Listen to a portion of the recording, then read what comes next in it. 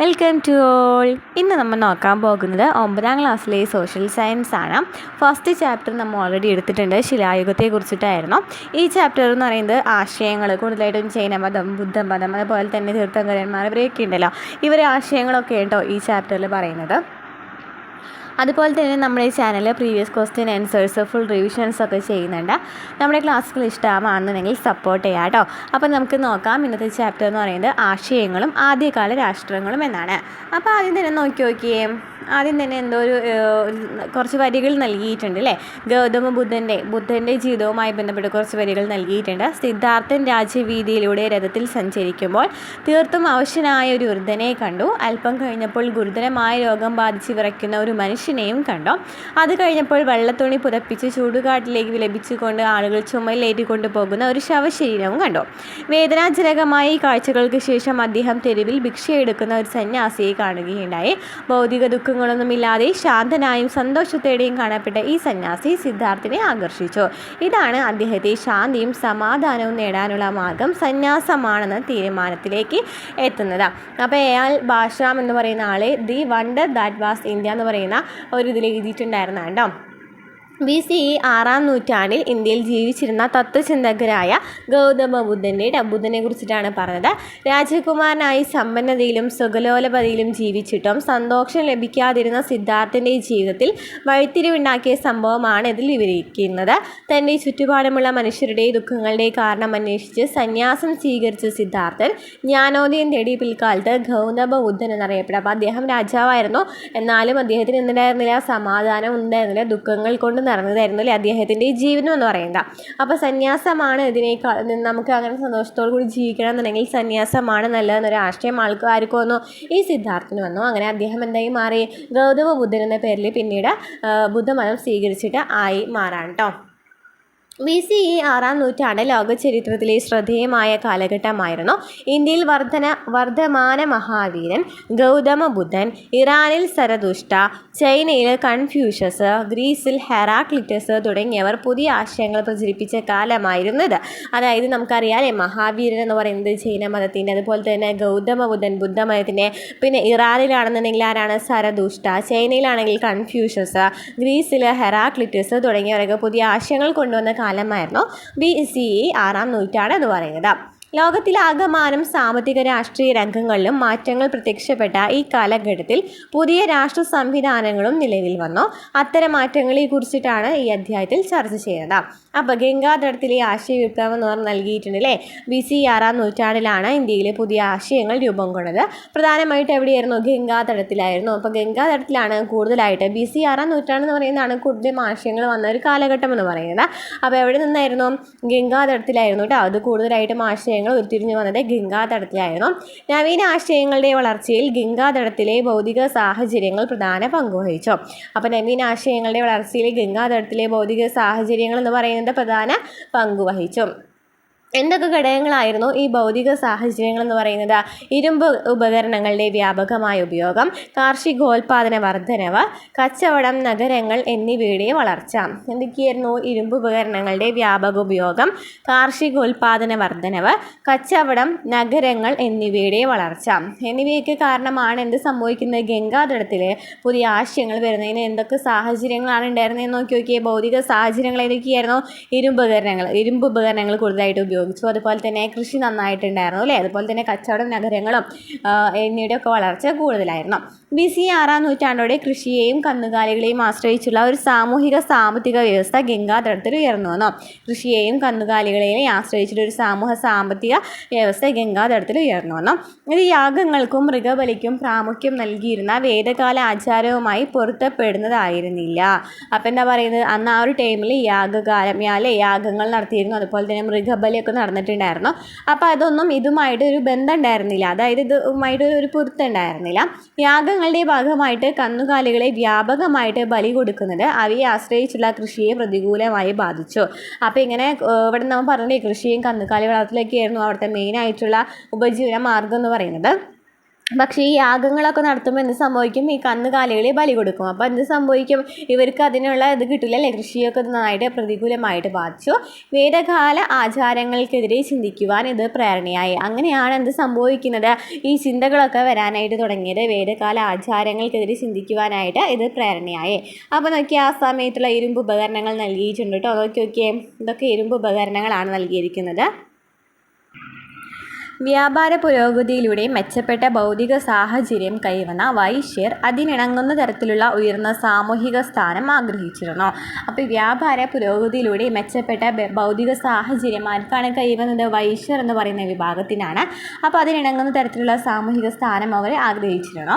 കാരണം എന്താ? അവർ നന്നായിട്ട് ഭൗതിക സാഹചര്യങ്ങളിൽ അവരുടെ സാഹചര്യങ്ങളൊക്കെ കൂടി അവർ കുറച്ചും കൂടി സമ്പന്നരായി. അതുപോലെ തന്നെ നല്ല പുരോഗതിയൊക്കെ വരിക്കുമ്പോൾ അങ്ങനെയാണല്ലോ അല്ലേ? ആൾക്കാർക്ക് സമ്പന്നരാകുമ്പോൾ എന്ത് സംഭവിക്കും? പല മാറ്റങ്ങളും സംഭവിക്കും. അപ്പോൾ ഇവർക്ക് സമൂഹത്തിലൊരു സ്ഥാനം വേണം എന്നുള്ളൊരു ചിന്ത വരാണല്ലേ വൈശ്യർക്ക്. ഇക്കാലത്ത് വർണ്ണവ്യവസ്ഥയ്ക്ക് പുറത്തും ചില വിഭാഗങ്ങൾ ഉയർന്നു വന്നു. അപ്പോൾ എന്താ പറയുന്നത്? ആ സമയത്ത് കുറച്ച് വിഭാഗങ്ങൾ ഉയർന്നു വന്നിട്ടുണ്ടായിരുന്നു. ഇവയിൽ പ്രധാനപ്പെട്ടവരായിരുന്നു ധനാഢ്യരായ ഗഹപതികൾ.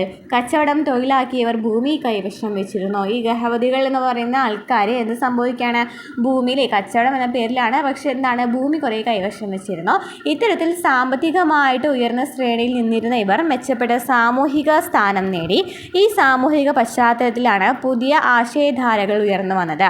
ഇത്തരം ആശയധാരകളിൽ പ്രധാനപ്പെട്ടവയായിരുന്നു ജൈന ബുദ്ധ മത ദർശനങ്ങൾ എന്ന് പറയുന്നത്. അങ്ങനെയാണ് ജൈന ബുദ്ധ ദർശനങ്ങളൊക്കെ വരുന്നത്. കാരണം എന്താണ്? ഓരോരുത്തരും ധനികരാകുന്നോറും അവർക്ക് സമൂഹത്തിൽ നല്ല സ്ഥാനം വന്നു തുടങ്ങി. അപ്പോൾ എന്ത് സംഭവിക്കും? അവിടെ അന്തരം വരാണല്ലേ ചെയ്യുന്നത്? സമ്പന്നരും പാവപ്പെട്ടവരും തമ്മിലുള്ളൊരു അന്തരം വരാണ് ചെയ്യുന്നത്. അപ്പോൾ അങ്ങനെയൊക്കെ വന്ന ഒരു ടൈമിലാണ് ഈ ജൈന ബുദ്ധ മത ദർശനങ്ങളൊക്കെ വന്നു തുടങ്ങിയത്. വൈശ്യർ ഗഹപതികൾ തുടങ്ങിയവരുടെ പിന്തുണ ഈ ആശയങ്ങൾക്ക് ലഭിച്ചിരുന്നു. അപ്പോൾ അതിൽ കുറച്ച് പേർക്ക് അതൊക്കെ ആശ്രയങ്ങൾ അല്ലേ? കുറച്ച് പേർക്ക് ആശയങ്ങൾ വൈശ്യരും ഗഹപതികളുടെയൊക്കെ പിന്തുണ എന്ന് പറയുന്നത് ഈ ആശയങ്ങൾക്ക് ലഭിച്ചിട്ടുണ്ടായിരുന്നു. ക്ലിയർ ആണല്ലോ അല്ലേ? ഇതുവരെ പറഞ്ഞാൽ ക്ലിയർ ആയില്ലേ? എന്താണ് അവൻ പറഞ്ഞത്? ഗംഗാധരത്തിലായിരുന്നു അവർ കൂടുതലായിട്ട് എന്ത് സംഭവിച്ചിരുന്നത്? ഗംഗാധരത്തിലായിരുന്നു കൂടുതലായിട്ട് ആശയങ്ങൾ രൂപം കൊണ്ടത്. കാരണം ആ ഒരു സ്ഥലത്തായിരുന്നു കൃഷിയും കന്നുകാലി വളർത്തലൊക്കെ അല്ലേ? ഗംഗാധരം വെള്ളമൊക്കെ ഉള്ള കാരണം എന്ത് സംഭവിക്കും? അവിടെ കൂടുതലായിട്ട് കൃഷി ചെയ്യാനായിട്ട് തുടങ്ങും. കന്നുകാലി വളർത്തലൊക്കെ ഉണ്ടായിരുന്നു. പക്ഷെ അന്നത്തെ ഒരു പഴയ ആചാരം എന്ന് പറയുന്നത് യാഗങ്ങളും അതുപോലെ തന്നെ എന്തൊക്കെയാണ് യാഗങ്ങളും അതുപോലെ തന്നെ മൃഗബലിയൊക്കെ ഉണ്ടായിരുന്നു. അപ്പോൾ ഈ മൃഗബലിയൊക്കെ കാരണം എന്ത് സംഭവിക്കും? മൃഗങ്ങളിലെ കന്നുകാലികളൊക്കെ ബലി കൊടുക്കേണ്ടി വരും. അങ്ങനെ ബലി കൊടുക്കേണ്ടി വരാണെന്നുണ്ടെങ്കിൽ അവരുടെ കൃഷി ചെയ്ത് നന്നായിട്ട് ബാധിക്കും. ആ ഒരു സമയത്ത് 2 പേരാണ് ഉയർന്നു വന്നത്, വൈശ്യരും ഗഹപതികളും. ഇവർ രണ്ടാളും സമൂഹത്തിൽ നല്ലൊരു സ്ഥാനം ലഭിച്ചിട്ടുണ്ട്. കാരണം നന്നായിട്ട് എന്ത് ചെയ്യാണ്? നന്നായി പുരോഗതി കൈവരിച്ചിട്ടുണ്ടായിരുന്നു. അങ്ങനെ എന്ത് സംഭവിച്ചു? ഇവരുടെ പിന്തുണയോട് കൂടിയിട്ടാണ് അവിടെ 2 ആശയങ്ങൾ വരുന്നത്. അതാണ് ജൈന ബുദ്ധ മത ആശയങ്ങൾ എന്ന് പറയുന്നത്. ക്ലിയർ ആണല്ലോ അല്ലേ? ഇനി എന്താണ് ജൈനമതം എന്ന് പറയുന്നത്? അപ്പോൾ ജൈനമതം എന്ന് വെച്ചാൽ എന്താണ് നമുക്ക് നോക്കാം. വർദ്ധമാന മഹാവീരൻ ബീഹാറിലെ വൈശാലിക്ക് സമീപമുള്ള കുന്തല ഗ്രാമത്തിലാണ് ജനിച്ചത്. അപ്പോൾ ആരാണ് ഈ ജൈനമതത്തിൻ്റെ മെയിനായിട്ടുള്ള പിതാവ് എന്നൊക്കെ അറിയപ്പെടുന്നത്? ആരാണ്? വർദ്ധമാന മഹാവീരനാണ്. അദ്ദേഹം ജനിച്ചത് ബീഹാറിലാണ് ജനിച്ചത്. ബീഹാറിൽ എവിടെയാണെന്ന് പറയുന്നുണ്ട്? വൈശാലിക്ക് സമീപമുള്ള കുന്തല ഗ്രാമത്തിലാണ് ജനിച്ചത്. വൈശാലി എന്ന് പറയുന്നത് ബീഹാറിലെ വൈശാലി എന്ന് പറയുന്ന സ്ഥലത്താണ് വർദ്ധമാന മഹാവീരൻ ജനിച്ചത്. ജൈനമത വിശ്വാസ പ്രകാരം 24ാമത്തെ തീർത്ഥങ്കരനാണ് വർദ്ധമാന മഹാവീരൻ എന്ന് പറയുന്നത്. ജൈനമത വിശ്വാസ പ്രകാരമാണ് 24ാമത്തെ തീർത്ഥങ്കരനാണ് ആര്യ വർദ്ധമാന മഹാവീരൻ എന്ന് പറയുന്നത്. ക്ലിയർ ആയല്ലേ? അപ്പോൾ വർദ്ധമാന മഹാവീരൻ എന്ന് പറയുന്നത് ബീഹാറിലാണ് ജനിച്ചത്. വൈശാലി ഏത് സ്ഥലത്തായിരുന്നു? കുന്തല ഗ്രാമത്തിലായിരുന്നു അദ്ദേഹം ജനിച്ചത്. അതുപോലെ തന്നെ ജൈനമത വിശ്വാസപ്രകാരം 24ാമത്തെ തീർത്ഥങ്കരനായിരുന്നു ആര്? മഹാവീരൻ എന്ന് പറയുന്നത്. ഇനി എന്താണ് ഈ തീർത്ഥങ്കരന്മാർ എന്ന് വെച്ചാൽ എന്താണ്? സന്യാസത്തിലൂടെ ജ്ഞാനം നേടിയവർ എന്നാണ് തീർത്ഥങ്കർ എന്ന വാക്കിനർത്ഥം. സന്യാസത്തിലൂടെ ജ്ഞാനം നേടിയവൻ. ജൈനമത വിശ്വാസ പ്രകാരം 24 തീർത്ഥങ്കരന്മാരാണുള്ളത്. അതിൽ ഋഷഭദേവനാണ് 1ാമത്തെ തീർത്ഥങ്കരൻ എന്ന് പറയുന്നത്. അപ്പോൾ 24ാമത്തെ തീർത്ഥങ്കരനാണ് വർദ്ധമാന മഹാവീരൻ എന്ന് പറയുന്നത്. 1ാമത്തെ തീർത്ഥങ്കരനാരാണ്? ഋഷഭദേവനാണ് 1ാമത്തെ തീർത്ഥങ്കരൻ. 23ാമത്തെ തീർത്ഥങ്കരൻ പാർശ്വനാഥനാണ്. അപ്പോൾ 1ാമത്തെ തീർത്ഥങ്കരൻ ആരായിരുന്നു? ഋഷഭദേവൻ. 23ാമത്തെ തീർത്ഥങ്കരൻ ആരാണ്? പാർശ്വനാഥൻ. 24ാമത്തെ തീർത്ഥങ്കരൻ ആരാണ്?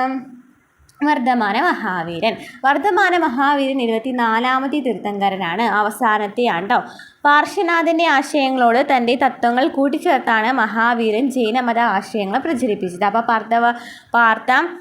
പാർശ്വനാഥൻ എന്ന് പറയുന്നത് 23ാമത്തെ ആളായിരുന്നു. അപ്പോൾ അദ്ദേഹത്തോടൊപ്പം കൂട്ടിച്ചേർത്തിട്ടാണ് 24ാമത്തെ ആളായിട്ടുള്ള വർദ്ധമാന മഹാവീരൻ എന്ന് പറയുന്ന ആൾ ഈ തത്വങ്ങളൊക്കെ കൂട്ടിച്ചേർത്തിട്ടുണ്ടായിരുന്നത്. അപ്പോൾ മധുരയിൽ നിന്ന് ലഭിച്ച തീർത്ഥങ്കരനെ പ്രതിമൊക്കെ നൽകിയിട്ടുണ്ട്. അപ്പോൾ 24 തീർത്ഥങ്കരന്മാരാണ് ടോട്ടൽ ഉണ്ടായിരുന്നത്. ഏറ്റവും അവസാനത്തത് വർദ്ധമാന മഹാവീരനായിരുന്നു. തീർത്ഥാങ്കരൻ എന്ന വാക്കിൻ്റെ അർത്ഥം സന്യാസം അല്ലേ, സന്യാസം ലഭിച്ച് വൈജ്ഞാനം നേടിയിട്ടുള്ള ആളെന്നാണ് അർത്ഥം വരുന്നത്. 1ാമത്തെ ആൾ ഋഷഭദേവനും 23ാമത്തെ ആൾ പാർശ്വനാഥനുമാണ്. ഈ പാർശ്വനാഥൻ്റെ ബാക്കിയാണല്ലോ 24ാമത്തെ ആളായിട്ടുള്ള വർദ്ധമാന മഹാവീരൻ സ്വീകരിച്ചത്. ഈ വർദ്ധമാന മഹാവീരനെ കുറിച്ചിട്ട് അപ്പോൾ പറഞ്ഞില്ലേ, നമ്മൾ എന്തൊക്കെ പറഞ്ഞു? വൈശാലിയിലാണ് ജനനം. അതുപോലെ തന്നെ മഹാവീരൻ എന്ന് നമ്മൾ പറയുന്നല്ലേ, വർദ്ധമാന മഹാവീരൻ എന്നല്ലേ പറയുന്നത്. അപ്പോൾ മഹാവീരൻ എന്നും ജിനൻ എന്നൊക്കെ അറിയപ്പെട്ടിരുന്നത് വർദ്ധമാന മഹാവീരനെയാണ്. മഹാവീരൻ എന്നും ജിനൻ എന്നും അറിയപ്പെട്ടിരുന്നത്. അതുപോലെ തന്നെ വൈശാലിയിൽ ജനിച്ചു എന്ന് പറഞ്ഞു. പിന്നെന്താ പറയുന്നത്? പാവപ്രജ്ഞയ്ക്ക് സമീപം എന്ന സ്ഥലത്ത് വെച്ച് നിർമ്മാണം പ്രാപിച്ചു. എവിടെയാണ്? പാവയിലുണ്ടോ? പാവയിലാണ് നിർമ്മാണം പ്രാപിക്കുന്നത്. പാവയിലാണ്. പക്ഷേ അതെന്ന് പറയുന്നത് പാറ്റ്നയ്ക്കടുത്തുള്ള, ബീഹാറിലെ പാറ്റ്നയ്ക്കടുത്തുള്ള സമീപത്തുള്ള ഒരു സ്ഥലമാണ് ഈ പാവ എന്ന് പറയുന്നത്. അവിടെ വെച്ചിട്ടാണ് അദ്ദേഹം നിർമ്മാണം പ്രാപിക്കുന്നത്. ഇനി ജൈനമത ആശയങ്ങൾ എന്ന് വെച്ചാൽ എന്തൊക്കെയാണ് ജൈനമത ആശയങ്ങൾ എന്ന് പറയുന്നത്? അപ്പോൾ വർദ്ധമാന മഹാവീരനെ കുറിച്ച് പറഞ്ഞു. നെക്സ്റ്റ് പറയുന്നത് എന്താണ്? ജൈനമതത്തിലെ ആശയങ്ങൾ എന്തൊക്കെയാണ്? ലോകത്തിലെ എല്ലാ വസ്തുക്കൾക്കും ജീവനുണ്ട്. ജീവനുള്ള ഒന്നിനെയും ഉപദ്രവിക്കരുത്. ജന്മവും പുനർജന്മവും നിശ്ചയിക്കപ്പെടുന്നത് കർമ്മത്തിൻ്റെ അടിസ്ഥാനത്തിലാണ്. അപ്പോൾ എന്തൊക്കെയാണ് ജൈനമത ആശയങ്ങൾ എന്ന് പറയുന്നത്? ലോകത്തിലെ എല്ലാ വസ്തുക്കൾക്കും ജീവനുണ്ട്. ജീവനുള്ള ഒന്നിനെയും ഉപദ്രവിക്കരുത്. ജന്മവും പുനർജന്മവും നിശ്ചയിക്കപ്പെടുന്നത് കർമ്മത്തിൻ്റെ അടിസ്ഥാനത്തിലാണ്. ജൈനമത ആശയങ്ങൾ എന്തൊക്കെയാണ്? ലോകത്തിലെ എല്ലാ വസ്തുക്കൾക്കും ജീവനുണ്ട്. ജീവനുള്ള ഒന്നിനെയും ഉപദ്രവിക്കരുത്. ജന്മവും പുനർജന്മവും നിശ്ചയിക്കപ്പെടുന്നത് കർമ്മത്തിൻ്റെ അടിസ്ഥാനത്തിലാണ്. വേദങ്ങളുടെ ആധികാരികതയെ തള്ളിപ്പറഞ്ഞ മഹാവീരൻ മോക്ഷപ്രാപ്തിക്കായിട്ട് 3 തത്വങ്ങളാണ് മുന്നോട്ട് വെച്ചത്. അപ്പം നമ്മൾ ജൈനമത ആശയങ്ങൾ എന്തൊക്കെയാണെന്ന് പറഞ്ഞു? ലോകത്തിലെ എല്ലാ വസ്തുക്കളും ജീവനുണ്ടെന്ന് പറഞ്ഞു. അതുപോലെ തന്നെ ഈ ജീവനുള്ള കാരണം അവരൊന്നും ചെയ്യരുത്, ഉപദ്രവിക്കാനായിട്ട് പാടില്ല. അതുപോലെ തന്നെ ജന്മവും പുനർജന്മവും ഒക്കെ ഉണ്ട്. അപ്പോൾ ഇതെന്ന് പറയുന്നത് കുറേ കർമ്മത്തിൻ്റെ അടിസ്ഥാനത്തിലായിരിക്കും ഇങ്ങനെയൊക്കെ വരുന്നത്. ഇനി വർദ്ധമാന മഹാവീരൻ കൊണ്ടുവന്നിട്ടുള്ള ഒരു ആശയം എന്ന് പറയുന്നത് എന്താണെന്ന് വെച്ചാൽ ഇമ്പോർട്ടൻ്റ് ആണ് കേട്ടോ. ശരിയായ വിശ്വാസം, ശരിയായ അറിവ്, ശരിയായ പ്രവൃത്തി എന്നാണ്. ശരിയായ വിശ്വാസം, ശരിയായ അറിവ്, ശരിയായ പ്രവൃത്തി എന്നിവയായിരുന്നു. ഇവയാണ് ത്രിരത്നങ്ങൾ എന്നറിയപ്പെട്ടിരുന്നത്. ശരിയായ വിശ്വാസം, ശരിയായ അറിവ്, ശരിയായ പ്രവൃത്തി. ഇനി അദ്ദേഹം ഏത് ഭാഷയിലായിരുന്നു ആശയങ്ങൾ പ്രചരിപ്പിച്ചിരുന്നത്? പ്രാകൃത ഭാഷയിലാണ് മഹാവീരൻ തൻ്റെ ആശയങ്ങൾ ജനങ്ങളുമായിട്ട് പങ്കുവച്ചത്. ജൈനമത പ്രകാരം സന്യാസിമാരും സന്യാസിനികളും 5 വ്രതങ്ങൾ അനുഷ്ഠിക്കണമായിരുന്നു. 5 വ്രതങ്ങളാണ് ഇവർ അനുഷ്ഠിക്കുന്നത് സന്യാസിമാർ. എന്തൊക്കെയായിരുന്നു? ഒന്നിനെയും കൊല്ലരുത്, മോഷ്ടിക്കരുത്, കള്ളം പറയരുത്, ബ്രഹ്മചര്യം അനുഷ്ഠിക്കുക, സ്വത്ത് കൈവശം വയ്ക്കാതിരിക്കുക എന്നിവയായിരുന്നു. അപ്പോൾ 5 ആശയങ്ങളല്ലേ, 5 ആശയങ്ങളാണ് ഇവർക്ക് ഉണ്ടായിരുന്നത്. 5 വ്രതമാണെന്ന് പറയാം. ഒന്നിനെയും കൊല്ലരുത്, മോഷ്ടിക്കരുത്, കള്ളം പറയരുത്, ബ്രഹ്മചര്യം അനുഷ്ഠിക്കുക, സ്വത്ത് കൈവശം വയ്ക്കാതിരിക്കുക എന്നിവയായിരുന്നു. പിൽക്കാലത്ത് ജൈനമതത്തിൽ ശ്വേതംബരന്മാർ, ദിഗംബരന്മാർ എന്നീ 2 വിഭാഗങ്ങൾ രൂപപ്പെട്ടു. അപ്പോൾ ജൈനമതത്തിൽ 2 വിഭാഗങ്ങൾ ഏതൊക്കെയാണ് പിൽക്കാലത്ത് വന്നത്? ദിഗംബരന്മാരും അതുപോലെ തന്നെ ശ്വേതാംബരന്മാരും. ജൈനമതം ഊന്നൽ നൽകിയത് അഹിംസ എന്ന തത്വം ഇന്ത്യൻ തത്വചിന്തയെ സ്വാധീനിച്ചിട്ടുണ്ട്. അപ്പോൾ ജൈനമതം ഊന്നൽ നൽകിയത് എന്താണ്? അഹിംസയാണല്ലേ. നമുക്കറിയാലേ ഗാന്ധിജിക്ക് അഹിംസയായിരുന്നു. അപ്പോൾ അഹിംസാപരമായിട്ടുള്ള കാര്യങ്ങളൊക്കെ ആയിരുന്നു ചെയ്തിട്ടുണ്ടായിരുന്നത്. അപ്പോൾ ജൈനമതമാണ് ഊന്നൽ നൽകിയത് ഈ അഹിംസ എന്ന് പറയുന്നത്. പിന്നീട് ഇന്ത്യയെ ഇത് സ്വാധീനിച്ചിട്ടുണ്ട്. അപ്പോൾ നമ്മൾ എന്തൊക്കെയാണ് ജൈനമതത്തെക്കുറിച്ച് പറഞ്ഞത്? ജൈനമതത്തിൻ്റെ ആശയങ്ങൾ പറഞ്ഞു എന്തൊക്കെയാണ്? അതുപോലെ തന്നെ മഹാവീരൻ്റെ പ്രധാന ആശയം എന്ന് പറയുന്നുണ്ടായിരുന്നു ശരിയായ വിശ്വാസം, ശരിയായ അറിവ്, ശരിയായ പ്രവൃത്തിയിലെ ശരിയായ വിശ്വാസം, ശരിയായ അറിവ്, ശരിയായ പ്രവൃത്തി എന്നിവയായിരുന്നു എന്ന് പറഞ്ഞു. അതുപോലെ തന്നെ ഇതിനെ എന്ന് പറയുന്നു ത്രിരത്നങ്ങൾ എന്ന് വിശേഷിപ്പിച്ചിരുന്നു. അദ്ദേഹം എഴുതിയിരുന്ന ഭാഷയായിരുന്നു പ്രാകൃതം എന്ന് പറയുന്നത്. അതുപോലെ തന്നെ ഇവർക്ക് 5 വ്രതങ്ങളാണ് ഉണ്ടായിരുന്നത്. ഒന്നിനെയും കൊല്ലാൻ പാടില്ല, മോഷ്ടിക്കരുത്, അതുപോലെ തന്നെ എന്താണ് കള്ളം പറയരുത്, ബ്രഹ്മചര്യം അനുഷ്ഠിക്കണം, അതുപോലെ തന്നെ സ്വത്തൊന്നും കൈവയ്ക്കരുത് എന്നൊക്കെ പറഞ്ഞിരുന്നു. പിന്നെ അതിനുശേഷം ദിഗംബരന്മാരും അതുപോലെ തന്നെ എന്താണ് ശ്വേതാംബരന്മാർ എന്ന് പറയുന്ന ആൾക്കാരൊക്കെ തത്വചിന്തകന്മാരൊക്കെ പിന്നീട് രൂപപ്പെട്ടിട്ടുണ്ടായിരുന്നു. ഇനി കേരളവും ജൈനമതവും. അപ്പോൾ നമ്മൾ ഇന്ത്യയിലെ കാര്യങ്ങളും പറഞ്ഞു, ലോകത്തിലെ കാര്യം പറഞ്ഞു. ഇനി കേരളത്തിൽ എങ്ങനെയാണെന്ന് നമുക്ക് നോക്കാം. കേരളത്തിലെ ജൈനമതം എന്ന് പറയുന്നത് ഇന്ത്യയിലെ വിവിധ ഭാഗങ്ങളിൽ പ്രചരിച്ച ജൈനമതം കേരളത്തിലും പ്രചാരത്തിലുണ്ടായിരുന്നു. വയനാട് കേരളത്തിലെ പ്രധാനപ്പെട്ട ജൈനമത കേന്ദ്രമായിരുന്നു. അപ്പോൾ വയനാടായിരുന്നു പ്രധാനപ്പെട്ട ജൈനമത കേന്ദ്രം എന്ന് പറയുന്നത്.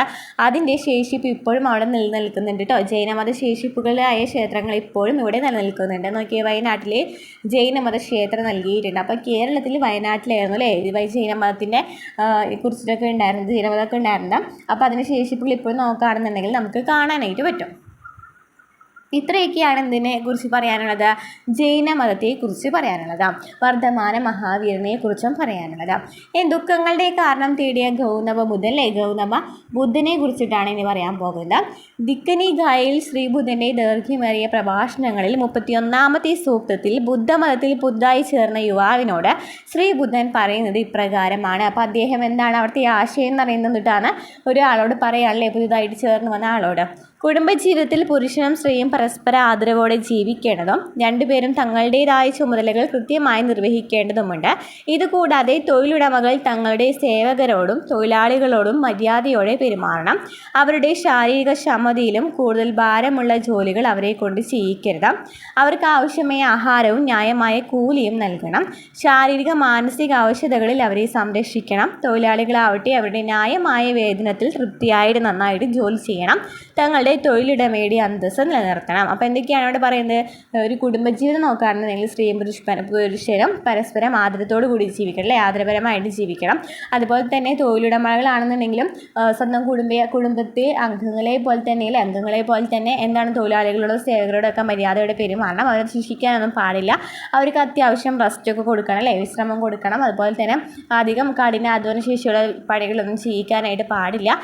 തൊഴിലാളികളാണെന്നുണ്ടെങ്കിലും ഇതുപോലെ തന്നെ മാന്യമായ നിസ്സാര ജോലി വേതനമാണ് നൽകുന്നതെന്ന് വെച്ചിട്ട് കുഴപ്പമാൻ പാടില്ല അല്ലേ, നന്നായിട്ട് ജോലി ചെയ്യണമെന്നൊക്കെയാണ് അദ്ദേഹം പറയുന്നത്. ബുദ്ധൻ്റെ ഉപദേശങ്ങളും തത്വങ്ങളും വളരെ ലളിതവും പ്രായോഗികവുമായിരുന്നു. വേദങ്ങളെയും യാഗങ്ങളെയും ജാതി വ്യവസ്ഥയും അദ്ദേഹം നിരാകരിച്ചു. ഗംഗാധരത്തിലെ പുതിയ സാഹചര്യങ്ങൾക്കിണങ്ങുന്നതായിരുന്നു അദ്ദേഹം മുന്നോട്ട് വെച്ച അഹിംസ എന്ന ആശയം. അപ്പോൾ ഗംഗാധരത്തിൽ നമ്മൾ പറഞ്ഞിട്ടില്ലേ പുതിയ ആശയങ്ങളൊക്കെ വന്നിട്ടുണ്ടായിരുന്നു. അപ്പോൾ അവിടെ കുറച്ച് ഭൗതിക സാഹചര്യങ്ങളൊക്കെ നമ്മൾ പറഞ്ഞിട്ടുണ്ടായിരുന്നല്ലോ, അതിനോട് ഇണങ്ങുന്നതായിരുന്നു അദ്ദേഹത്തിന് അഹിംസ എന്ന് പറയുന്ന ആശയം. അപ്പോൾ അഹിംസ എന്ന് പറയുന്ന ആശയം എന്ത് കൊണ്ടുവന്നിട്ടുണ്ട്, ബുദ്ധമതത്തിലും കൊണ്ടുവന്നിട്ടുണ്ട്. കാർഷിക വൃത്തിയിൽ കൃഷിക്കായിട്ട് നിലമൊരുക്കുവാനും കച്ചവട വസ്തുക്കൾ കൊണ്ടുപോകുവാനും കന്നുകാലികളെ ആവശ്യമായിരുന്നു. എന്നാൽ യാഗങ്ങളിൽ കന്നുകാലികളെ വ്യാപകമായി ബലി നൽകിയത് കൃഷിയെയും ചരക്കു നീക്കത്തെയും പ്രതികൂലമായി ബാധിച്ചു. ഈ യാഗങ്ങൾക്കെതിരായ അദ്ദേഹത്തിൻ്റെ നിലപാട് കാർഷിക വൃത്തിയിൽ ഏർപ്പെട്ടവരെ ആകർഷിച്ചു. സാധാരണക്കാരൻ്റെ ഭാഷയായിരുന്ന പാലിയിലാണ് ബുദ്ധൻ തൻ്റെ ആശയങ്ങൾ പ്രചരിപ്പിച്ചത്. അപ്പം മറ്റേ നമ്മൾ പറഞ്ഞു അല്ലേ, വർദ്ധമാന മഹാവീരൻ പ്രാകൃതം എന്ന് പറയുന്ന ഭാഷയിലായിരുന്നു. എന്നാൽ ബുദ്ധൻ ഏത് ഭാഷയാണ്, പാലി കേട്ടോ, പാലി എന്ന് പറയുന്ന ഭാഷയാണ്. പിന്നെ രണ്ടും സെയിം കണക്കിൽ തന്നെയാണല്ലേ വരുന്നത്. കന്നുകാലികളെ യാഗങ്ങൾക്കായിട്ട് കൊടുക്കുന്ന കാരണം അപ്പോൾ അവർക്ക് കൃഷിയൊക്കെ ചെയ്യുന്ന ആൾക്കാരാണ് കന്നുകാലികൾ അർത്ഥത്തിലൊക്കെ ഉണ്ടായിരുന്നു. അതുപോലെ തന്നെ സാധനങ്ങളൊക്കെ കയറ്റുമതി ചെയ്യുവാനായിട്ടും സാധനങ്ങൾ അങ്ങോട്ടും ഇങ്ങോട്ടും കൊണ്ടുപോകാനായിട്ട് കന്നുകാലിനെയായിരുന്നു ആശ്രയിച്ചിട്ടുണ്ടായിരുന്നു. അപ്പോൾ ഇങ്ങനെ ചെയ്യുമ്പോൾ ഭയങ്കര ബുദ്ധിമുട്ടാണ്. അപ്പോൾ അതിനൊക്കെ പ്രതികരിച്ചിട്ടുണ്ടായിരുന്നു. അദ്ദേഹം ഏതാണ് ഭാഷ എന്ന് പറയുന്നത്, പാലി ഭാഷയിലായിരുന്നു അദ്ദേഹം തന്നെ ആശയങ്ങൾ പ്രചരിപ്പിച്ചത്. അപ്പോൾ മധുരയിൽ നിന്ന് ലഭിച്ച ഒരു ബുദ്ധൻ്റെ പ്രതിമ നൽകിയിട്ടുണ്ട്, ബുദ്ധപ്രതിമ നൽകിയിട്ടുണ്ട്.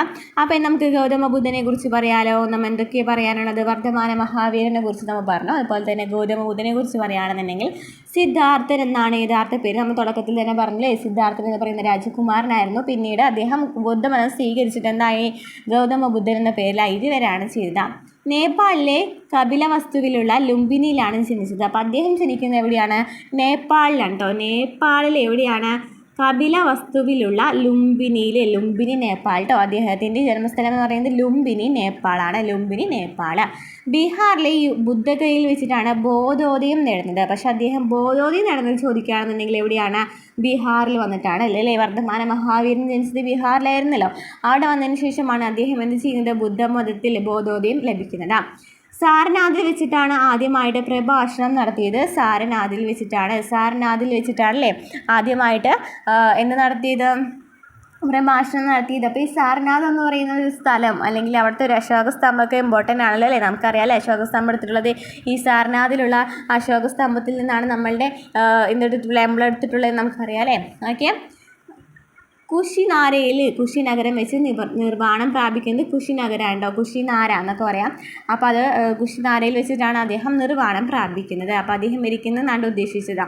അപ്പോൾ എന്താണ് നാം പറയുന്നത്, സിദ്ധാർത്ഥൻ എന്നാണ് പേര്. നേപ്പാളിലെ കപിലവസ്തു എന്ന് പറയുന്ന അതായത് ലുംബിനിയിലാണ് അദ്ദേഹം ജനിച്ചത്. അതുപോലെ തന്നെ ബീഹാറിലെ ബുദ്ധഗയയിൽ വെച്ചിട്ടാണ് അദ്ദേഹത്തിൻ്റെ ബോധോദയം നടന്നത്. സാരനാഥിൽ വെച്ചിട്ടാണ് അദ്ദേഹം എന്ത് സംഭവിക്കുന്നത്, പ്രഭാഷണം നടക്കുന്നത്. കുശിനാരയിൽ വെച്ചിട്ടാണ് അദ്ദേഹം നിർവ്വാണം പ്രാപിക്കുന്നത്. ഇനി ബുദ്ധൻ്റെ തത്വങ്ങൾ ഏതൊക്കെയാണ്? ബുദ്ധൻ്റെ തത്വങ്ങൾ: ജീവിതം ദുഃഖമയമാണ്, ആശയാണ് ദുഃഖത്തിന് കാരണം, ആശയെ നശിപ്പിച്ചാൽ ദുഃഖം ഇല്ലാതാകും, ഇതിന് അഷ്ടാംഗമാർഗം അനുഷ്ഠിക്കണം. അദ്ദേഹത്തിൻ്റെ ഈ തത്വങ്ങൾ എന്ന് പറയുന്നത് എന്താണ്? ജീവിതം ദുഃഖമയമാണ്, ആശയമാണ് ദുഃഖത്തിന് കാരണം, ആശയെ നശിപ്പിച്ചാൽ ദുഃഖം ഇല്ലാതാകും, ഇതിന് അഷ്ടാംഗമാർഗം അനുഷ്ഠിക്കണം. അപ്പോൾ അദ്ദേഹത്തിൻ്റെ അഷ്ടാംഗമാർഗങ്ങൾ എന്ന് പറയുന്നത് ഏതൊക്കെയാണ്? ശരിയായ വീക്ഷണം, ശരിയായ ചിന്ത, ശരിയായ വാക്ക്, ശരിയായ പ്രവൃത്തി, ശരിയായ ജീവിതം, ശരിയായ പരിശ്രമം, ശരിയായ സ്മരണ, ശരിയായ ധ്യാനം എന്നിവയാണ് അഷ്ടാംഗമാർഗം എന്ന് പറയുന്നത് കേട്ടോ. മധ്യമാർഗം എന്നൊക്കെയാണ് അഷ്ടാംഗമാർഗത്തെ അറിയപ്പെടുന്നത്. 8 മാർഗങ്ങളാണ് ഉണ്ടായിരിക്കുക. ശരിയായ വീക്ഷണം, ചിന്ത, വാക്ക്, പ്രവൃത്തി, ജീവിതം, പരിശ്രമം, ധ്യാനം. ഇനി മധ്യമാർഗം എന്ന് പറയുന്നത് നമ്മൾ പറഞ്ഞില്ലേ എന്താണ്? ഒരു വ്യക്തി കഠിനമായി സന്യാസം സ്വീകരിക്കുന്നതിനെയാണ് ബുദ്ധൻ വിലക്കുന്നത്. അതുപോലെ ആർഭാട ജീവിതം നയിക്കുന്നതിനെയും ബുദ്ധൻ നിരാകരിക്കുന്നു. രണ്ടിനുമിടയിലുള്ള മധ്യമാർഗത്തെയാണ് ബുദ്ധൻ നിർദ്ദേശിക്കുന്നത്. അതായത് കഠിനമായി സന്യാസം സ്വീകരിക്കേണ്ട ആവശ്യമില്ല, എന്നാൽ അദ്ദേഹം നന്നായിട്ട് ആർഭാടം ചെയ്യാൻ പാടില്ല, ഇടയിൽ വരുന്നതാണല്ലേ. അതിനെയാണ് മധ്യമാർഗം എന്ന് പറയുന്നതാണ് ആര് വന്നത്? ബുദ്ധൻ കൊണ്ടുവന്നിട്ടുണ്ടായിരുന്നത്. എന്താണ് സ്തൂപങ്ങൾ എന്ന് പറയുന്നത്? എന്താണ് സ്തൂപങ്ങൾ? ബുദ്ധൻ്റെ ഭൗതിക അവശിഷ്ടങ്ങളോ ബുദ്ധൻ ഉപയോഗിച്ച വസ്തുക്കളോ അടക്കം ചെയ്ത സ്ഥലങ്ങളിൽ നിർമ്മിക്കുന്ന കെട്ടിടങ്ങളെയാണ് സ്തൂപങ്ങൾ എന്ന് പറയുന്നത്. അപ്പോൾ അദ്ദേഹം അടക്കം ചെയ്ത സ്ഥലത്ത് അദ്ദേഹത്തിൻ്റെ അവശിഷ്ടങ്ങളോ അല്ലെങ്കിൽ ഉപയോഗിച്ച വസ്തുക്കളൊക്കെ അടക്കം ചെയ്ത സ്ഥലങ്ങളിൽ നിർമ്മിക്കുന്ന കെട്ടിടങ്ങളുണ്ടല്ലോ, ആ കെട്ടിടങ്ങളെയാണ് സ്തൂപങ്ങൾ എന്ന് പറയുന്നത്. ബുദ്ധൻ്റെ ഭൗതിക അവശിഷ്ടങ്ങളോ ബുദ്ധൻ ഉപയോഗിച്ച വസ്തുക്കളോ അടക്കം ചെയ്ത സ്ഥലങ്ങളിൽ നിർമ്മിക്കുന്ന കെട്ടിടങ്ങളെയാണ് സ്തൂപങ്ങൾ എന്ന് പറയുന്നത്. അർദ്ധവൃത്താകൃതിയിലാണ് ഇവ നിർമ്മിച്ചിരിക്കുന്നത്. കൊത്തുപണികളാൽ സമ്പന്നമാണ് സ്തൂപങ്ങൾ. സാഞ്ചി, സാരനാഥ് എന്നിവിടങ്ങളിലെ സ്തൂപങ്ങൾ പ്രസിദ്ധമാണ്. അപ്പോൾ സാഞ്ചി, സാരനാഥിലെ എന്താണുള്ളത്? സ്തൂപങ്ങളുണ്ട്. ഈ സ്തൂപങ്ങൾ എന്ന് പറയുന്നത് ബുദ്ധമതത്തിൻ്റെ പ്രധാന കേന്ദ്രമാണ് ഈ സാഞ്ചിയും സാരനാഥ് എന്ന് പറയുന്നത്. നമ്മൾ ഈ സാരനാഥിൽ തന്നെയാണ് അദ്ദേഹത്തിൻ്റെ ആദ്യമായിട്ട് എന്ത് പഠിച്ചെന്ന് പറഞ്ഞിട്ടുണ്ടായിരുന്നു? സാരനാഥിൽ വെച്ച് അദ്ദേഹം ആദ്യമായിട്ട് പ്രഭാഷണം നടത്തിയെന്ന് പറഞ്ഞിട്ടുണ്ടായിരുന്നു അല്ലേ. ബുദ്ധമത പ്രചാരണത്തിനായിട്ട് സന്യാസിമാരുടെ സംഘങ്ങൾ രൂപീകരിച്ചെന്നോ ജാതിലിംഗ പരിഗണനകളൊന്നും കൂടാതെ എല്ലാവരെയും സംഘത്തിൽ ഉൾപ്പെടുത്തി. സംഘത്തിലെ സ്ത്രീകൾ ഭിക്ഷുണികൾ എന്നും പുരുഷന്മാർ ഭിക്ഷുക്കൾ എന്നുമാണ് അറിയപ്പെട്ടിരുന്നത്. അങ്ങനെ സന്യാസിമാരുടെ എന്തുണ്ടായിരുന്നു? സംഘങ്ങൾ രൂപീകരിച്ചിരുന്നു. ജാതിലിംഗ പരിഗണനകളൊന്നും കൂടാതെ എല്ലാവരെയും സംഘത്തിൽ ഉൾപ്പെടുത്തിയിട്ടുണ്ടായിരുന്നു. അങ്ങനെ സംഘത്തിലെ സ്ത്രീകളെയാണെന്നുണ്ടെങ്കിൽ ഭിക്ഷുണികൾ എന്നും പുരുഷന്മാരെ ഭിക്ഷുക്കൾ എന്നാണ് അറിയപ്പെട്ടിരുന്നത്. അപ്പോൾ എന്താണ് പറയുന്നത്? ബുദ്ധമത സംഘങ്ങളുണ്ടായിരുന്നു. ഈ സംഘങ്ങളിൽ ആണുങ്ങളും പെണ്ണുങ്ങളും ഉണ്ടായിരുന്നു. പെണ്ണുങ്ങളെയാണെന്നുണ്ടെങ്കിൽ ഭിക്ഷുണികളെന്നും ആണുങ്ങളെ ഭിക്ഷുക്കളെന്നാണ് അറിയപ്പെട്ടിരുന്നത്. ചർച്ചകളിലൂടെയും ഭൂരിപക്ഷ അഭിപ്രായത്തിലൂടെയുമായിരുന്നു സംഘങ്ങളിൽ തീരുമാനങ്ങൾ കൈക്കൊണ്ടിരുന്നത്. അപ്പോൾ കൂട്ടമായിട്ടാണ് അല്ലേ, ഒരു പങ്കാളിത്തമുണ്ട് അല്ലേ. ചർച്ചകളുടെയും അല്ലെങ്കിൽ ഭൂരിപക്ഷ അഭിപ്രായത്തിലൂടെയാണ് സംഘങ്ങളിൽ തീരുമാനങ്ങൾ കൈക്കൊണ്ടിരുന്നത്.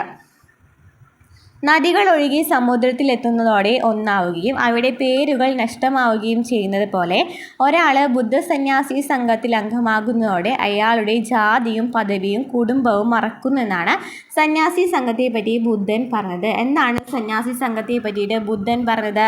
നദികൾ ഒഴുകി സമുദ്രത്തിലെത്തുന്നതോടെ ഒന്നാവും, പിന്നീട് എന്ത് സംഭവിക്കും? അവിടെ പേരുകൾ നഷ്ടമാവും അല്ലേ. അതൊക്കെ പല പല വഴികളെത്തിയിട്ട് ഒരു ഭാഗത്തേക്ക് ഒരുമിക്കുമ്പോൾ മറ്റേ പേരുകളൊക്കെ എന്തായി നഷ്ടമായി. അതുപോലെ തന്നെയാണ് ഒരാൾ ബുദ്ധസന്യാസി സംഘത്തിൽ അംഗമാകുന്നതോടെ അയാളുടെ ജാതിയും പദവിയൊക്കെ മറക്കണമെന്നാണ് പറയുന്നത് അല്ലേ. കുടുംബമൊക്കെ മറക്കുന്നു എന്നാണ് പറയുന്നത്. പിൽക്കാലത്ത് ബുദ്ധമതം മഹായാനം, ഹീനയാനം എന്നിങ്ങനെ രണ്ടായി പിരിഞ്ഞു. അപ്പോൾ നമ്മൾ പറഞ്ഞു അല്ലേ, ജൈനമതത്തിൽ ദിഗംബരന്മാർ എന്ന് പറഞ്ഞിട്ടുള്ള അങ്ങനെ, അതുപോലെ തന്നെ വിശ്വംഭരന്മാർ എന്ന് പറഞ്ഞിട്ടുള്ള രണ്ട് ഇതായിട്ട് മാറിയിട്ടുണ്ടായിരുന്നു. അതുപോലെ തന്നെ ജൈനമതത്തിലാണെന്നുണ്ടെങ്കിൽ മഹായാനം, ഹീനയാനം എന്നിങ്ങനെയായിരുന്നു രണ്ടായിട്ട് പിരിഞ്ഞിട്ടുണ്ടായിരുന്നത്. അപ്പം ജൈനമതത്തിൽ ശ്വേതംബരന്മാരെന്നും ദിഗംബരന്മാരെന്ന് പറഞ്ഞിട്ട് രണ്ട് ഇതായിട്ട് പിരിഞ്ഞ പോലെ തന്നെ ജൈനമതത്തിൽ മഹായാനം ഹീനയാനം എന്നിങ്ങനെ രണ്ടായിട്ട് പിരിഞ്ഞു. മഹായാനക്കാർ ബുദ്ധനെ ദൈവമായിട്ടാണ് ആരാധിച്ചിരുന്നത്. മഹായാനക്കാർ എന്താണ് മഹാദൈവം എന്നൊക്കെ പറയില്ലേ, ദൈവമായിട്ടാണ് ആരാധിച്ചിരുന്നത്. ബുദ്ധമതം ഇന്ത്യയുടെ സംസ്കാരത്തിന് നിരവധി സംഭാവനകൾ നൽകിയിട്ടുണ്ട്. ബുദ്ധമത സംഘത്തിൻ്റെ പ്രവർത്തന രീതി സമൂഹത്തിൽ ജനാധിപത്യ ബോധവും മൂല്യബോധവും വളർത്തുന്നതിന് സഹായകമായി. അപ്പോൾ ജനാധിപത്യ ബോധവും മൂല്യബോധവും വളർത്തുന്നതിന് എന്ത് സഹായകമായി? ജൈനമതം സഹായകമായി. അപ്പോൾ ഈ സാഞ്ചി സ്തൂപം എവിടെയാണുള്ളത്? മധ്യപ്രദേശിലാണ്. ഇത് ക്വസ്റ്റ്യൻ ചോദിക്കാറുണ്ട് കേട്ടോ. മധ്യപ്രദേശിലെ സാഞ്ചി സ്തൂപത്തിലാണ് സാഞ്ചി സ്തൂപം എവിടെയാണ് കാണപ്പെടുന്നതെന്ന് ചോദിക്കാറുണ്ട്. മധ്യപ്രദേശിലാണ് സാഞ്ചി സ്തൂപം സ്ഥിതി ചെയ്യുന്നത്. ഇനി ലോകം ഇന്ത്യയെ തിരിച്ചറിയുന്നു. പ്രാചീന ലോകം ഇന്ത്യയെ തിരിച്ചറിയുന്നത് ബുദ്ധമതത്തിലൂടെയാണ്. China, Japan, Burma, Tibet, Afghanistan, തെക്കുകിഴക്കൻ ഏഷ്യ, ശ്രീലങ്ക തുടങ്ങിയ പ്രദേശങ്ങളിലൊക്കെ ബുദ്ധമതം പ്രചരിച്ചിരുന്നു. അപ്പോൾ അതിലൂടെയാണ് ഇന്ത്യയിൽ ഇന്ത്യ ആണല്ലേ പ്രാചീന ലോകം, ഇന്ത്യയാണ് തിരിച്ചറിയുന്നത്. ഏത് വഴിയൊക്കെയാണ്? ഈ ബുദ്ധമത ആശയം വഴിയായിരുന്നു. ഇനി കേരളവും ബുദ്ധമതവും തമ്മിൽ എന്താണ് ബന്ധം? ബുദ്ധവിശ്വാസങ്ങൾ കേരളത്തിലും പ്രചാരത്തിലുണ്ടായിരുന്നു. പുരാതന തമിഴ് കൃതിയായ മണിമേഖലയിലെ നായികയായ മണിമേഖല ബുദ്ധമതം സ്വീകരിക്കുന്നതായിട്ടാണ് പറയുന്നത്. കേരളത്തിലെ വിവിധ സ്ഥലങ്ങളിൽ നിന്നും ബുദ്ധപ്രതിമകളും മറ്റും ചില ശേഷിപ്പുകളും ലഭിച്ചിട്ടുണ്ട്. മലയാളത്തിലെ ചില വാക്കുകളും സ്ഥലനാമങ്ങളും ബുദ്ധമത സ്വാധീനത്തെ സൂചിപ്പിക്കുന്നവയാണ് എന്ന് പറഞ്ഞിട്ടുണ്ട്. ഓക്കെ, അപ്പോൾ മണിമേഖല എന്ന് പറയുന്ന ആ ഒരു ബുക്കുണ്ടല്ലേ, മണിമേഖല സാത്രാർ എന്നൊക്കെ പറയുന്ന ഒരു ബുക്കുണ്ട്. ഈ മണിമേഖലയിലെ ഈ മണിമേഖല നായിക ബുദ്ധമതം സ്വീകരിക്കുകയാണ് ചെയ്യുന്നത്. ഇനി എന്താണ് ഭൗതികവാദം എന്ന് വെച്ചാൽ എന്താണ്? വ്യത്യസ്ത ആശയധാരകൾ ഉയർന്നു വന്നതാണ് പ്രാചീന കാലം മുതലുള്ള ഇന്ത്യൻ സംസ്കാരത്തിൻ്റെ പ്രധാന പ്രത്യേകത. BC 6-ാം നൂറ്റാണ്ടിൽ നിരവധി ആശയധാരകൾ രൂപപ്പെട്ടു. അവയിലൊന്നായിരുന്നു ഭൗതികവാദം എന്ന് പറയുന്നത്. അജിത കേശ കംബ്ലിനായിരുന്നു ഈ ചിന്താധാരയുടെ പ്രചാരകൻ അജിത കേശ കംബ്ലിനായിരുന്നു. അദ്ദേഹം ബുദ്ധൻ്റെ സമകാലീനായിരുന്നു. എല്ലാ മതാനിഷ്ഠങ്ങളും അർത്ഥശൂന്യമാണെന്നും ഇഹലോകം പരലോകം എന്നിവയെല്ലാം എന്നും ഇവർ അഭിപ്രായപ്പെട്ടു. ഭൗതികവാദികൾ ഇങ്ങനെ പറഞ്ഞു: മനുഷ്യർ 4 ഘടകങ്ങളാൽ നിർമ്മിതമാണ്. അവർ മരിക്കുമ്പോൾ അവരിലെ ഖരാംശം ഭൂമിയിൽ ലയിക്കുന്നു. ദ്രവാംശം വെള്ളത്തിലും ചൂട് തീയിലും ശ്വാസം വായുവിലും ഇന്ദ്രിയങ്ങൾ ശൂന്യ അന്തരീക്ഷത്തിലും ലയിക്കുന്നു എന്ന് പറഞ്ഞു. അപ്പോൾ ഇത്രയാണ് ഭൗതികവാദത്തെ കുറിച്ചിട്ട് പറയാനുള്ളത്.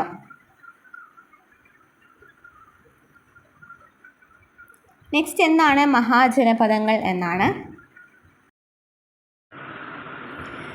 മഹാജനപദങ്ങളിലെ ഭരണ സംവിധാനം എന്ന് പറഞ്ഞിട്ടുണ്ട്. സമകാല കൃതികളിൽ മഹാജനപദങ്ങളിലെ ഭരണ സമ്പ്രദായത്തെക്കുറിച്ച് ചില വിവരങ്ങൾ നൽകുന്നുണ്ട്. അപ്പോൾ മഹാജനം എന്ന് പറയുന്നത് എന്താണ്? മഗധയൊക്കെ മഹാജനപദങ്ങളിൽ ഒന്നാണ് അല്ലേ.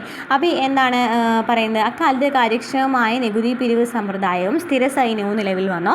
പാലി ഭാഷയിൽ രചിക്കപ്പെട്ട ഗ്രന്ഥങ്ങളിൽ കാണുന്ന ബലി എന്ന പദം നികുതിയെയാണ് അർത്ഥമാക്കുന്നത്. അപ്പോൾ അവരുടെ ബലി എന്ന് പറഞ്ഞാൽ എന്താണ്? നികുതിയായിരുന്നു അല്ലേ. അവരുടെ ഭാഷയിൽ ബലി എന്ന് വെച്ചാൽ നികുതിയായിരുന്നു. ഭാഗ എന്നത് മറ്റൊരു തരം നികുതിയായിരുന്നു. ബലി ഭാഗം എന്നൊക്കെ പറയുന്ന നികുതിയായിരുന്നു.